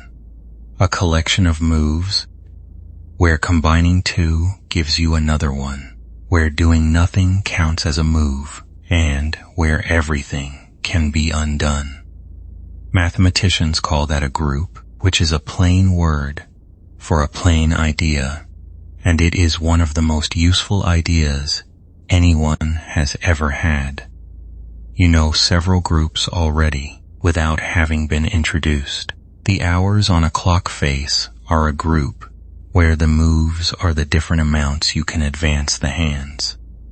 The shuffles of a pack of cards are a group. The twists of a colored puzzle cube are a group, which is exactly why such a cube can always be undone by somebody who knows the moves, and why the scrambled state is never truly lost. The rotations of a snowflake, the tilings on a bathroom wall, the ways a molecule can be turned without changing what it is. Nothing in that list is about quantity. This is where algebra quietly stops being about numbers. Now, Galois, take an equation, any equation you like. It has its answers sitting there whether you can write them down or not. And Abel had shown that for the 5th power, you often cannot write them down in the usual way. Galois said, never mind writing them down. Look at how they relate to one another. The answers to an equation are not a random handful of quantities. They satisfy relations. Add them up in a certain way, and you get one of the numbers from the original problem. Multiply them together, and you get another. There are hidden arithmetic ties between them, all of them consequences of the equation they came from. So ask this. If you shuffled the answers among themselves, swapping which one is which shuffles would leave every one of those truth relations still true? Some shuffles will, some will not. The ones that do form a collection of moves you can combine and undo, and by now you can see what that means. The answers of an equation have a group attached to them, their own private set of symmetries. That group is a portrait of the equation, and here is the thing that took 300 years to see. The portrait knows more than the answers do, because a formula built out of ordinary operations and root-taking works in layers. Take a root, and you have enlarged the world you are calculating in by a small, tidy amount. Take another root, and you enlarge it again. Each step is simple, and each step is the same shape as the last, which means that a formula of that kind can only ever reach answers whose group of symmetries can be taken apart into a chain of correspondingly simple steps. Break the group into a piece, and break that piece into a piece, all the way down, with every break as gentle as the taking of a single root. Groups that can be dismantled that way have a name that says exactly what it means. They are called solvable. For equations up to the fourth power, the group of shuffles of the answers is always solvable. There are not enough answers for it to be anything else. Every one of them comes apart neatly, which is precisely why Del Ferro and Ferrari found what they found, and it is why their methods look so much like a ladder of substitutions. At the fifth power, the shuffles of 5 things contain a piece that will not come apart. It is not that nobody has managed to break it. It has no breaks in it. It is one solid object with no seams, and it is far too large to be reached by any chain of simple steps. So no formula. Not because the problem is hard, but because of the shape of the symmetry sitting inside it. Take a moment with that if you are still awake, because it is one of the great turns in the history of thought. A question about calculating was answered by not calculating at all. Somebody looked at the arrangement of the thing instead of the thing, and the arrangement told him everything. It also does more than close a door. Galois's method tells you for any particular equation you like, whether a formula exists for that one. Plenty of fifth power equations are perfectly solvable. What fails is the single universal recipe, and there was a companion result a few years later from the same family of ideas. In 1837, a French mathematician named Pierre Wansel proved that you cannot cut an arbitrary angle into 3 equal parts using only a straight edge and a pair of compasses, and that you cannot build a cube of exactly twice the volume of a given one by those means either. Both were problems the Greeks had left open for 2,000 years. Both turned out to be questions about which quantities you can reach by a chain of simple steps, which is the same question in a different coat. The idea then spread out of its original home, the way good ideas do. Arthur Cayley, an English mathematician who spent 14 years working as a lawyer while publishing mathematics in his spare hours, wrote down in 1854 a definition of a group that mentions no triangles and no equations and no shuffles at all, only the rules. combine, undo, and a move that does nothing. Anything obeying those rules is a group, and anything true of groups in general is now true of every one of those situations at once. Camille Jordan gathered the whole subject into a large book in 1870 and made Galois' work properly available, and after that it belonged to everybody. You can sleep through the rest of this if you like. The triangle will still fit its outline in the morning. There is a modern postscript to it that is worth a sentence. Mathematicians spent much of the 20th century listing every possible kind of unbreakable symmetry, the way chemists once listed the elements. It took several hundred people, decades of work, and thousands of pages spread across hundreds of papers, and the list appears to be complete, though checking a proof of that size is its own long labor, still going on. The largest object on the list is a symmetry group so big that writing down how many moves it contains takes 54 digits, and somebody named it the monster, affectionately. But that is a far country, and we are not going there tonight. Come back to the table and the triangle and the pencil outline. Turn it a third of the way round one last time and let it settle into place, exactly as it was. Nothing gained and nothing lost, which is the whole and gentle point. Chapter 11. Once you have noticed that the rules can be studied on their own, without the things they are rules about, you cannot really unnotice it. That noticing is the whole of what happens next, and the person who carried it furthest was born in Erlangen, in Bavaria, in 1882. Her name was Emmy Noether. Her father, Max Noether, was a mathematician at the university there. So the subject was in the house from the beginning. That did not make the door open.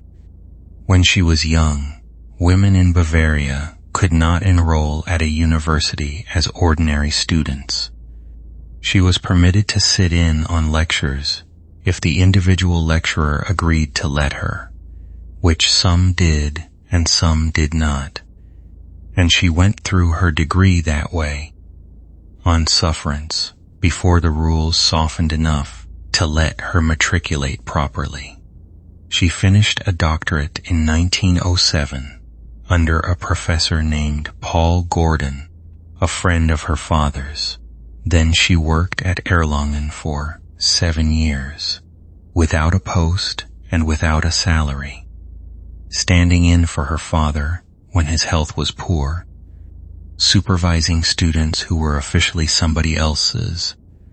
In 1915, 2 of the most eminent mathematicians alive asked her to come to Göttingen.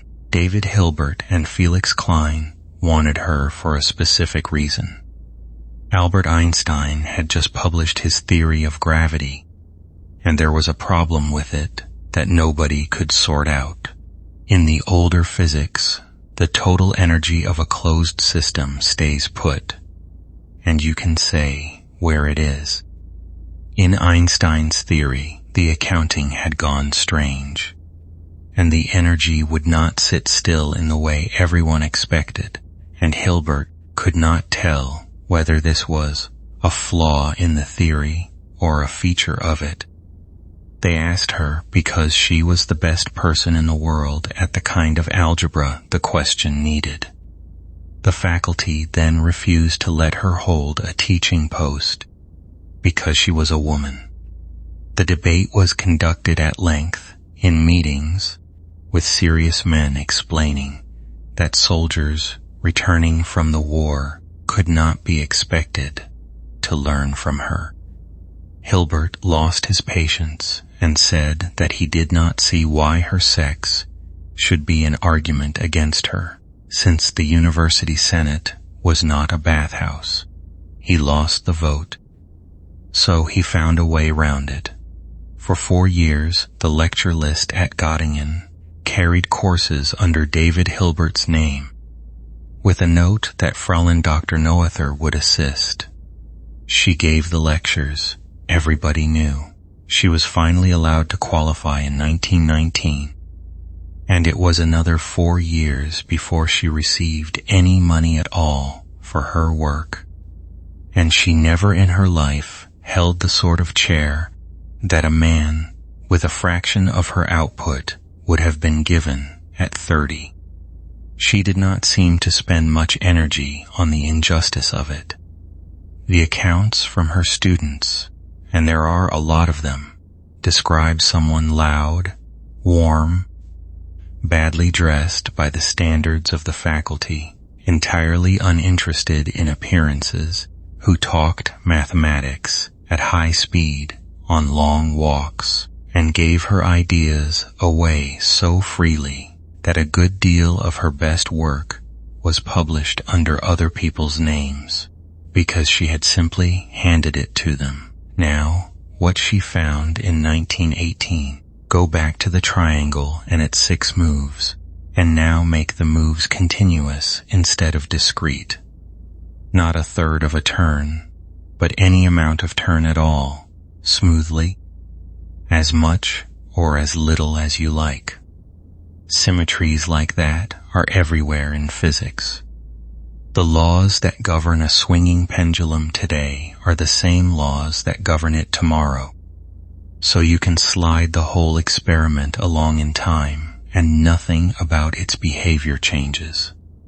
Do an experiment here, and do it again a mile to the left, and it comes out the same. Turn your apparatus to face a different direction, and the physics does not care. Those are 3 continuous symmetries. Time can be slid along, and space can be slid along, and space can be turned to face another way. Noether proved that every continuous symmetry of a physical system corresponds exactly to a quantity that does not change, and she showed how to get one from the other. That is not an analogy, but a precise correspondence, and it works in both directions. The fact that the laws are the same tomorrow as today is the reason energy is conserved, and I do mean the reason, not some loose family resemblance. Slide time, and out falls the conservation of energy as a mathematical consequence. The fact that the laws are the same here as a mile away is why momentum is conserved. Slide space, and out falls momentum. The fact that the laws do not care which way your equipment is pointing is why angular momentum is conserved, which is why a spinning skater speeds up when she pulls her arms in, and why the planets keep sweeping out their orbits at the rate they do. Every conservation law you were ever taught as a separate fact to memorize turns out to be one fact, wearing different clothes. Something is preserved because something is the same. Sameness and preservation are 2 ways of saying one thing. That result answered Hilbert's question about Einstein's theory, and it did far more. It became one of the organizing principles of modern physics.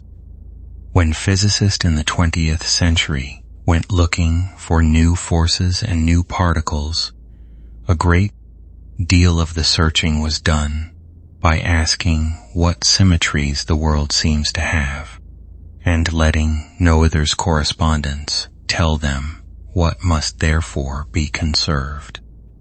Einstein wrote to Hilbert afterwards saying that she plainly knew her business and that he was impressed.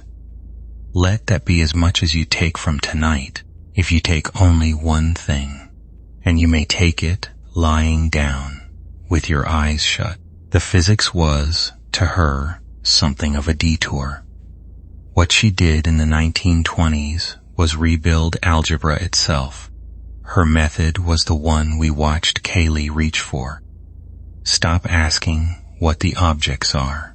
Ask what rules they obey, and prove everything from the rules.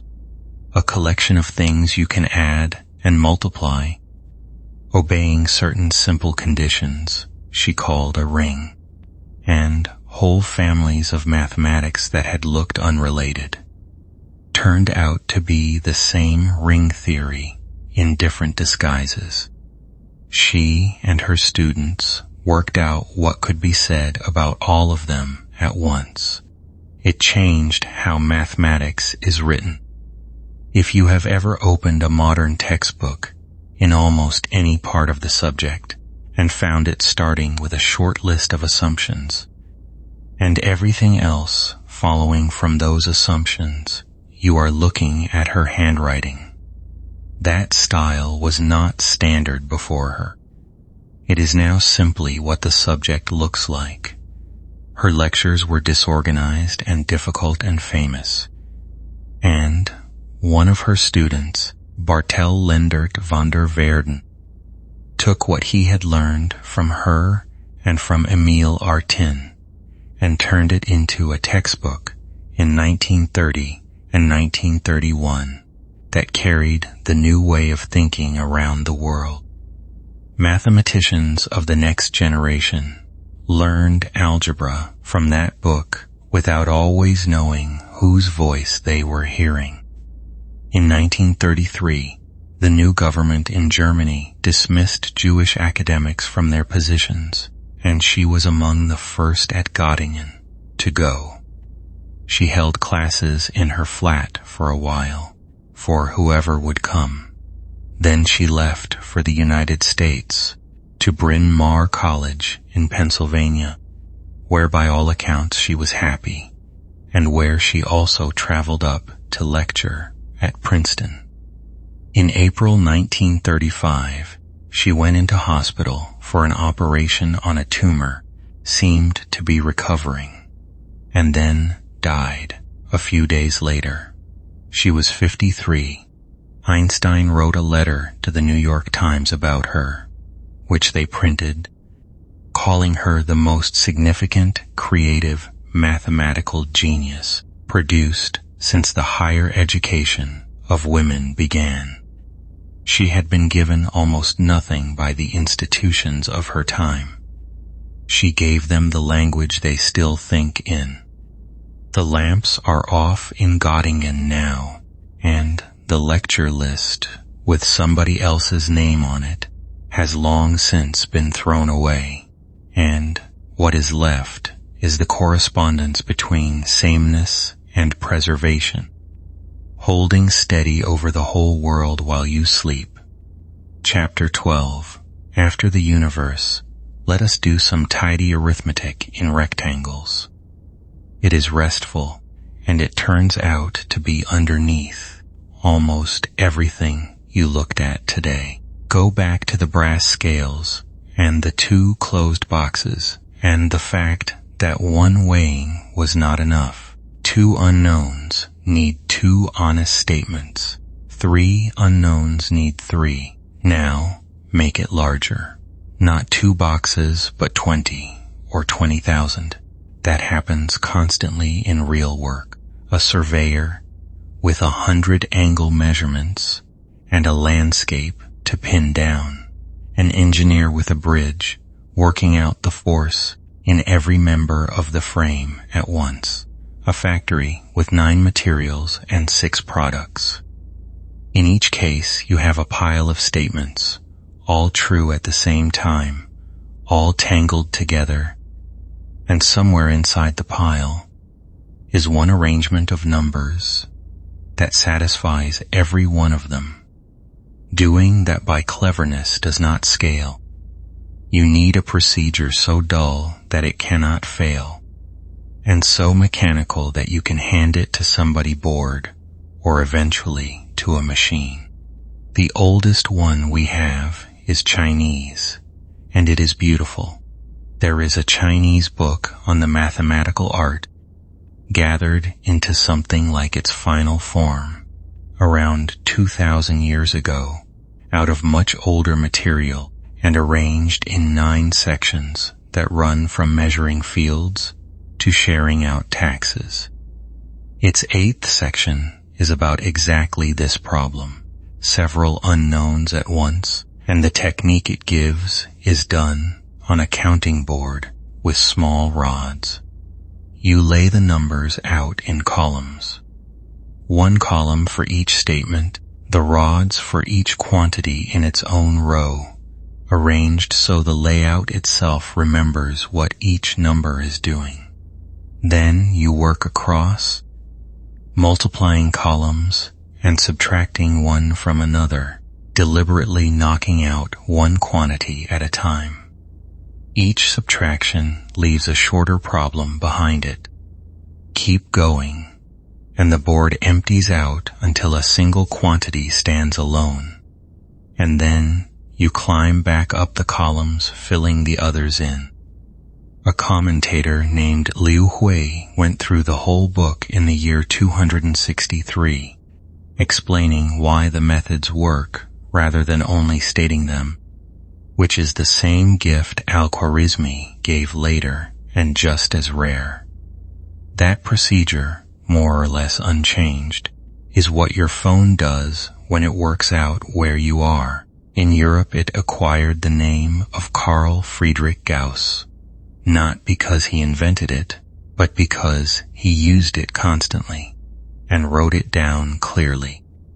When a small object was spotted in the sky in 1801 and then lost behind the sun after a few weeks of observations, Gauss took the handful of measurements, built a pile of statements out of them, and ground through the arithmetic by hand until he could say where to point the telescopes at the end of the year. The astronomers looked where he told them, and there it was. He did the same for the survey of Hanover, with thousands of angles and a method for squeezing the best answer out of measurements that disagree slightly, as measurements always do. What was missing from all of this was a way of talking about the block of numbers as one thing. In 1850, an English mathematician named James Joseph Sylvester, a man who wrote poetry, taught in Virginia and in Baltimore, and campaigned all his life against the barriers that kept people like him out of English universities, gave the block a name. He called it a matrix, borrowing a Latin word meaning womb, because he thought of it as the thing out of which smaller quantities were born. Then his lifelong friend Arthur Cayley, the lawyer from the previous part of tonight, did the deeper thing. In 1858, he wrote a memoir treating these rectangles of numbers as objects in their own right, with their own arithmetic. You can add them. You can multiply them by a rule that looks arbitrary until you see what it is for. Some of them can be undone and some cannot, and multiplying them is not like multiplying numbers because the order matters. Here is the reason, and you can test it with a book. Take one off the shelf, turn it a quarter turn away from you, then a quarter turn to the left. Note which way it is facing. Now put it back and do the same 2 turns in the opposite order. It ends up somewhere else entirely. Turns do not commute, neither do the rectangles that describe them, and any arithmetic that wants to describe the real world has to allow for that, because that is what a matrix truly is, an instruction rather than a table. A single matrix is one command that moves every point in space at once. Rotate everything about this axis by this much. Stretch everything sideways by half. Tip the whole picture over like a deck of cards being pushed. The rectangle of numbers is just the compact way of writing down which of those movements you mean, and multiplying two matrices means doing one movement and then the other. Once you see them that way, two other ideas become obvious rather than technical. The first is a single number you can compute from the block, called the determinant, which tells you how much the movement stretches or shrinks volume. If it comes out as nothing at all, the movement has squashed space flat, and once space is squashed flat, you cannot unsquash it, because the information about which way things came from is gone, which is exactly the case where your pile of statements has no single answer. It is the same as the parallel lines from earlier tonight in higher dimensions and with a number to detect it.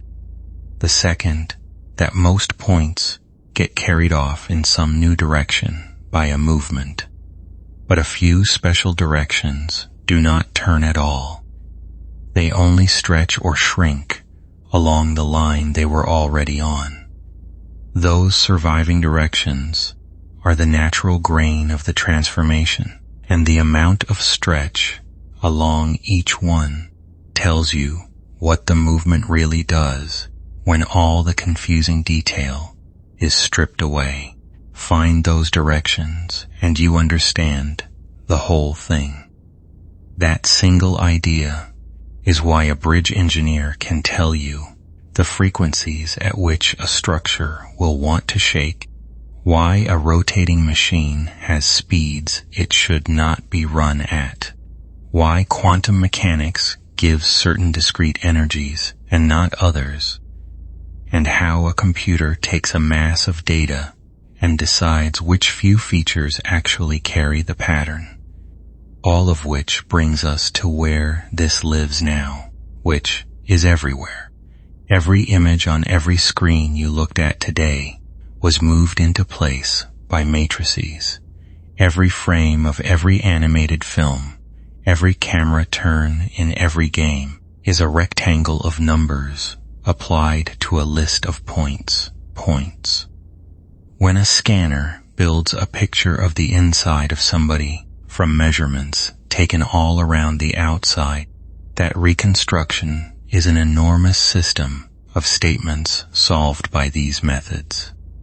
When a machine learns anything, the learning is, at the bottom, a very great many matrix multiplications, repeated until the numbers settle. The counting rods on a wooden board, laid out in columns and knocked down one at a time, turned out to be the shape of the whole modern world. Nobody planned that. They were solving a problem about grain. If you are drifting now, drift. The rectangles do not need supervising. There is something calming about this part of the subject, I think, and it is the sheer patience of it. No drama, no duels, no oaths broken in Milan. Just rows and columns, and a procedure dull enough to be trusted. Doing quietly enormous amounts of work in the background of an ordinary evening. Let the counting rods lie where they fell across the board in their neat columns, each one holding its place until somebody comes back in the morning to pick them up. Chapter 13. The last stop tonight is the strangest one, because it is where algebra stops being about quantity altogether and starts being about truth and about secrets and about how a message survives a journey. It begins with a man who should not, by the arrangements of his time, have been a mathematician at all. George Boole was born in Lincoln in 1815, the son of a shoemaker who was more interested in optics and instruments than in shoes, which was lovely for his son and unfortunate for the business. There was no money for a university. Boole taught himself languages and mathematics out of borrowed books, opened his own school at 19 to support his family, and published research in his spare hours, and eventually, entirely on the strength of the work, was made a professor in Cork in Ireland without ever having been anyone's student. In 1847 he published a small book, and in 1854 a much larger one, in which he did something that sounds at first like a category mistake. He wrote an algebra whose quantities are not numbers. They are statements, things that can be true or false in his system. Adding means or, and multiplying means and one stands for the whole of everything, and nothing stands for the empty case. And once you have set it up that way, the rules of ordinary algebra keep working, with one delightful exception. A quantity multiplied by itself gives itself back unchanged, because a statement being true and true is only the statement being true. That single odd rule is the fingerprint of the whole system. What he had built was a way of doing reasoning by calculation. Take a tangle of conditions, write them down, and grind through them with the same sort of moves you would use to tidy up an equation, and the conclusion falls out at the end without any need for insight along the way. Reasoning made mechanical. He called his larger book An Investigation of the Laws of Thought, and he meant it. For about 80 years it stayed a curiosity, admired by logicians and used by nobody. Then, a young American graduate student was looking for a thesis topic. Claude Elwood Shannon had spent a summer working with an electrical machine full of relays, which are simply switches that other switches can throw. And he had happened to take a philosophy course as an undergraduate that covered Boole. In 1937, he put the two together and wrote a master's thesis pointing out that a circuit of switches obeys Boole's rules exactly.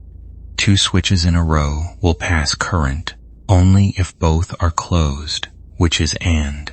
Two switches side by side will pass current if either is closed, which is or. So a circuit can carry out reasoning, not imitate it. Carry it out because the electricity and the logic obey the same algebra. That thesis is the reason there is a device in your pocket. Every processor ever made is a very large arrangement of switches doing Boole's arithmetic on true and false several billion times a second. And it works because a shoemaker's son in Lincoln wanted to write down the laws of thought. You may sleep from here. What follows is a series of small pleasures, and none of them require you. Now, the other strand, which is about wrapping numbers round a circle. You already do this. If it is 10 o'clock and you add 4 hours, you do not say 14. You say 2. The numbers on a clock face run out and start again, and everybody handles that without thinking twice. Carl Friedrich Gauss, in a book he published in 1801, at the age of 24, took that everyday habit and made a whole arithmetic out of it. Choose a number to wrap around, and then two quantities count as the same if they leave the same remainder. All the usual operations still work. You can add, subtract, and multiply as normal, and then wrap at the end, and it makes no difference whether you wrap early or late. What you get is an arithmetic with only finitely many numbers in it, which behaves in ways the endless number line never does. Multiply enough times, and you come back to where you started. Certain wrappings make every quantity have a reciprocal, and others do not. It is a small closed world with its own weather, and for a century and a half it was studied because it was interesting. Two things came out of it that hold up the modern world. The first is secrecy. Until the 1970s, keeping a message private meant both parties sharing a key in advance, which is fine for two embassies with a diplomatic bag and impossible for 1 million strangers buying things from shops. In 1976, Whitfield Diffie and Martin Hellman published a paper describing a way for two people who have never met, shouting across a crowded room where everybody can hear, to agree on a shared secret that none of the listeners can work out. In 1977, Ronald Rivest, Adi Shamir, and Leonard Adleman turned a related idea into a full system for sending private messages and signing them. It rests on wrapped arithmetic and on one homely asymmetry. Multiplying two large prime numbers together is quick. Taking the answer and recovering the two primes is, as far as anybody knows, extremely slow. A door that swings easily one way and stiffly the other. Two honest notes about that. Nobody has proved that recovering the primes must be slow. It is believed on long experience rather than demonstrated, and a proof either way would be one of the great results in the subject. And a sufficiently large quantum computer running a method published by Peter Shor in 1994 would undo it, which is why cryptographers are already building replacements. None of that is cause for alarm tonight. It is simply where the work is. There is a lovely piece of history attached too. Something very close to all of this had already been found in secret at the British Signals Agency by Clifford Cox in 1973, building on an idea of a colleague, and it sat classified in a drawer, unusable and unpublishable, until it was released in 1997. Two sets of people found the same thing, and only one set got to tell anybody. And behind all of it stands Pierre de Fermat, a French lawyer of the 17th century who did mathematics in the 18th century and in the evenings, and who worked out how these wrapped worlds behave when you raise a number to a power. His result, from around 1640, is the machinery those systems actually run on. Fermat is better known for a note he wrote in the margin of a book, claiming to have a marvelous proof, which the margin was too narrow to contain, that a certain kind of equation has no whole number solutions for any power above the second. Nobody found the proof, and for more than 300 years, nobody could supply one. Andrew Wiles announced a proof in 1993, after working alone for 7 years, and then a serious gap was found in it, and he spent another year repairing it with the help of his former student Richard Taylor, and it was published in 1995. It runs to more than 100 pages, and it uses machinery that did not exist in Fermat's century. So, whatever he thought he had, it was almost certainly not that. The second thing that came out of wrapped arithmetic is repair. In 1950, a mathematician at Bell Labs named Richard Hamming, thoroughly fed up with a machine that would run his calculations over the weekend, and then stop at the first error, worked out how to build extra structure into a message so that it can not only notice when something has been corrupted, but say precisely which part and mend it, unaided, That is why a scratched disc still plays, why a barcode reads with a corner missing, and why a spacecraft billions of miles away can whisper a picture home through a great deal of noise and have it arrive clean. Something abstract enough to look useless turned out to be load-bearing, which has happened so often in this story that it has stopped being a surprise and started being the pattern. Let the switches settle into whatever position they are in. The message got through, the picture is complete, and nothing needs correcting tonight. Chapter 14. So, what is algebra after all that? Not a subject you did at school, not a set of rules for moving letters about. Those are the shadow it casts on a blackboard. Algebra is the habit of naming what you do not know, and then reasoning about it anyway, as calmly as if you knew it. That is the whole of it, and it is a strange thing for a species to have learned how to do. Everything else in the story followed from that one habit, applied for 4,000 years by people who mostly did not know each other, existed. Someone in Egypt calls the missing thing the heap, and guesses 7, and corrects the guess by measuring how wrong it is. Someone in a scribal school presses a recipe about a square field into wet clay and leaves it on a shelf. In Baghdad, the method gets a name that means putting back what has slipped, and a drawing that shows you why it must be true.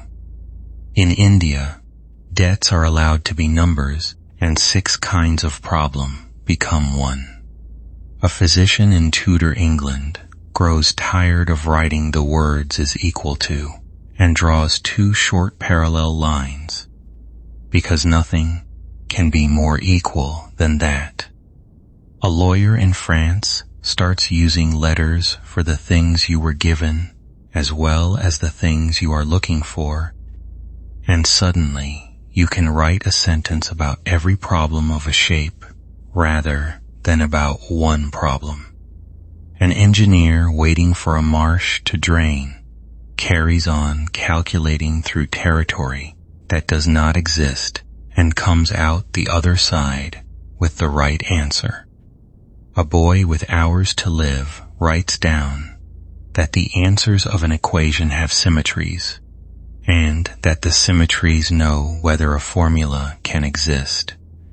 A woman lecturing under somebody else's name proves that sameness and preservation are the same thing, and hands physics its spine. None of them were finishing a project.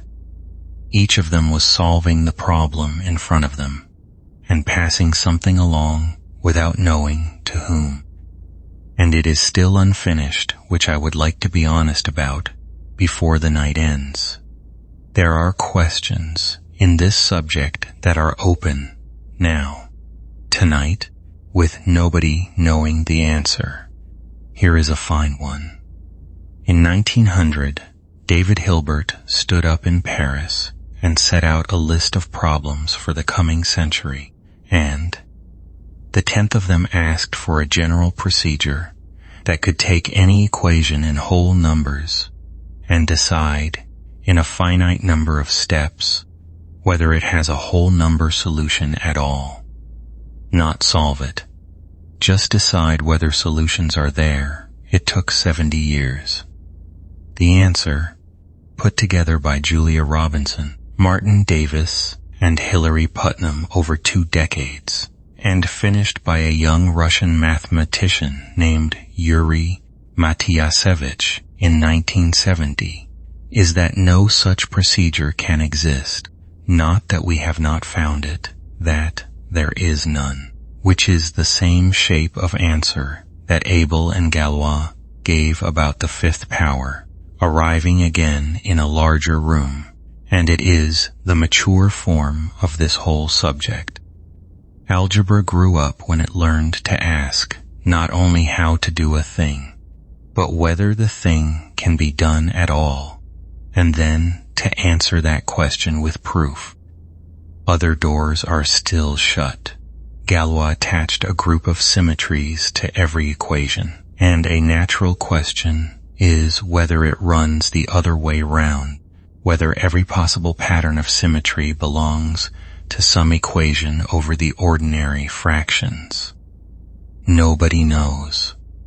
It has been open for the better part of a century, and people work on it in ordinary offices on ordinary Tuesdays. And one day somebody will settle it, or nobody will. There is a great deal we cannot do. Vast families of equations have no general method and probably never will.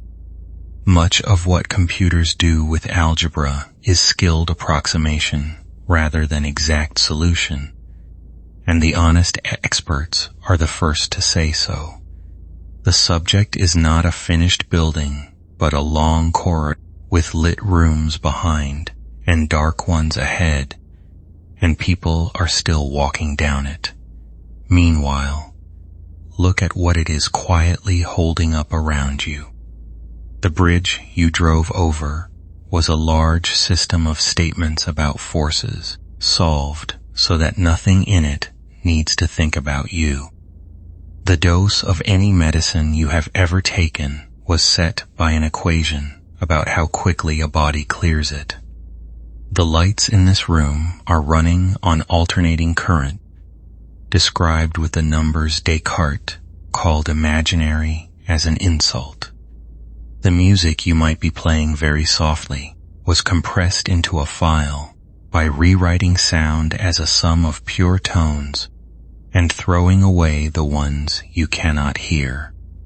If you sent a message today, the arithmetic that kept it private was invented by people wrapping numbers round a circle for the pleasure of it. If a picture reached you, it was moved into place by rectangles of numbers descended from counting rods on a wooden board. If a scan has ever shown a doctor the inside of someone you love, that image was a solved system of equations, thousands of statements reconciled at once. Nobody in this story set out to build any of that. They were dividing inheritances, measuring fields, settling debts, winning contests, and following the thing where it went. And one more thing before I let you go, in case it is useful. If algebra was the place where school lost you, I would like to hand that back differently. You were not shown the 4,000 years. You were handed the shorthand at the end of it, the compressed final notation, the marks that were designed to save time for people who already understood, and you were asked to read them cold. Of course, it felt arbitrary. It was arbitrary in the sense that nothing in the marks tells you what they were short for. But you did the real thing tonight, in the dark, before any of it started. You had 2 pans and a closed box, and you took a coin off each side at a time, keeping the world level until the box stood alone and you knew what was inside it without ever lifting the lid. That is the entire art. Everything else, the letters, the roots, the plane of complex numbers, the groups and the rings and the rectangles, is that one move done more carefully by more people over a very long time. So, let it all settle now. Let Ahmes put down his reed pen. Let the boy's tablet dry on its shelf near the river, with his working very nearly right, and nobody coming to market. Let the lamps go out over the divided inheritance in Baghdad. Let the wooden panel lie on the workshop floor with its corner filled in. Let the crowd go home from the church in Milan. Let the marsh water go down. Let the letter be finished and folded, and in the end, read. Let the triangle rest in its outline. Let the counting rods stay in their columns until morning. Let the switches hold whatever position they are in, and the message arrive intact. The scales are level. The needle is standing straight up. Nothing on either side needs adjusting, and nothing needs solving before you wake. Whatever you did not finish today can wait. It will still be there patiently, exactly as you left it, and it will keep just as well while you rest. Leap well. Good night.